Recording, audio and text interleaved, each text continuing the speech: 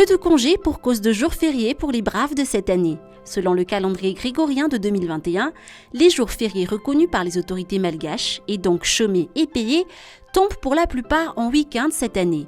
Le 1er mai, jour de la fête du travail, tombe un samedi. Idem pour le 26 juin, fête de l'indépendance, ou encore le 25 décembre, jour de Noël.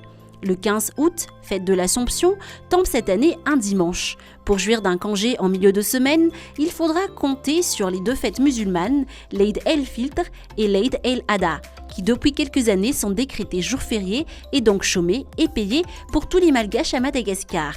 L'Eid el-Fitr, selon les prévisions, pourrait avoir lieu le mercredi 12 mai ou le jeudi 13 mai, tandis que l'Eid el-Kébir pourrait avoir lieu mardi 20 juillet. Mais ces dates sont susceptibles de changer en fonction de la lune. Le 29 mars, jour de la commémoration des martyrs de 1947, ou encore le 1er novembre, jour de la Toussaint, pourrait être une opportunité d'avoir un long week-end. Ces deux jours fériés tombent en lundi cette année.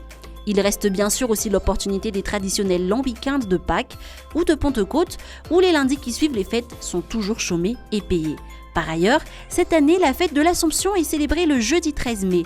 Et la question est de savoir si les autorités vont octroyer un pont pour permettre aux travailleurs d'avoir un week-end encore plus long.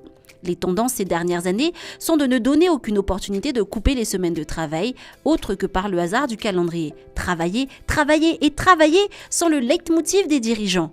Et 2021, comme l'a encore rappelé le président de la République lors de son discours de fin d'année, sera l'année du travail et de la relance.